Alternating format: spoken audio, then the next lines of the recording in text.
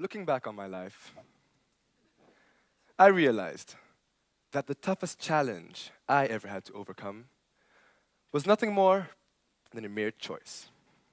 It's funny the way that a single decision, one individual act, can change the way we live forever.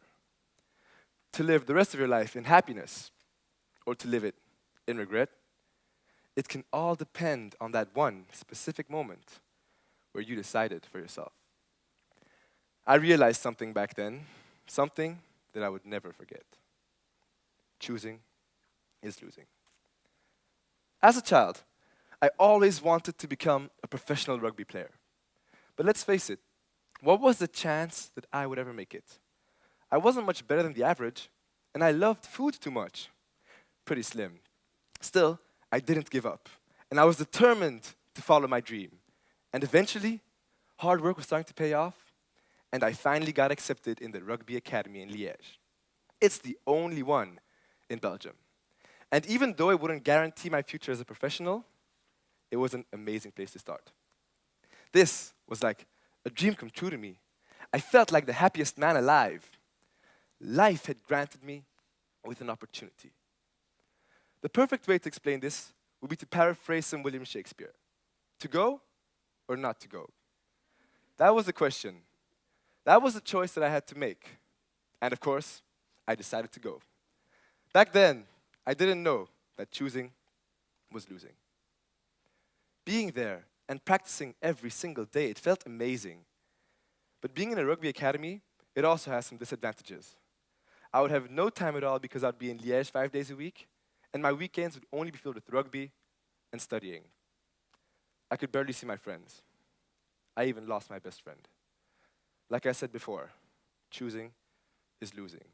And even though I was on my planned road to success, I wasn't really happy with all the sacrifices that I had to make. Not only was I losing my best friend, but I also had a feeling that I was losing my family, that I was losing my mom. My mom had been suffering from Huntington's disease for more than 10 years. It's a neurodegenerative genetic disorder that affects the coordination of our muscles and leads to psychiatric problems. My mom had been placed in a home, and we would always go visit her during the weekends. Unfortunately, I scarcely had time for my own mother. My rugby, my dream, was keeping me away from the woman of my life, my mom. You can't have it all, and like I said before, choosing is losing. On top of that, I had a feeling that my family was falling apart. My mom was in a home, my sister was off to go study abroad, my brother and my father, who both still did live at home, would barely see each other because of their completely different schedules. All of this while I was off chasing my dream in Liège. I couldn't stand it anymore. I had a feeling that I was losing way too much to still be happy. I had to make a choice. A choice that would determine the rest of my life. To stay or not to stay. The toughest choice yet. This is the toughest challenge I ever had to overcome. Because no matter what I would choose for, the losses would be tremendous. If I chose to stay, I would lose my friends, my family, my mom. Whilst if I chose to leave and to go back home, I would lose the opportunity of a lifetime, and people would see me as a coward, a quitter, a good for nothing. This was not easy. This was not easy at all. And even when the people closest to you are there to help, the choice, it's still yours to make. Right now, about a year and a half later, I feel like I'm the happiest man alive. I have made my choice, and today, I have no regrets whatsoever. And I learned a lesson that I would like to share with all of you. In our modern meritocratic society, people strive for individual success, wealth, fame, etc. But when faced with a choice like this, by God, please don't forget what's truly important in life. Now, I'm not saying that I didn't lose anything. I did lose the opportunity of a lifetime. But going back to my friends, my family, my home, I gained so much more. And I realized something that I will never, ever forget. There's no place like home. Thank you very much.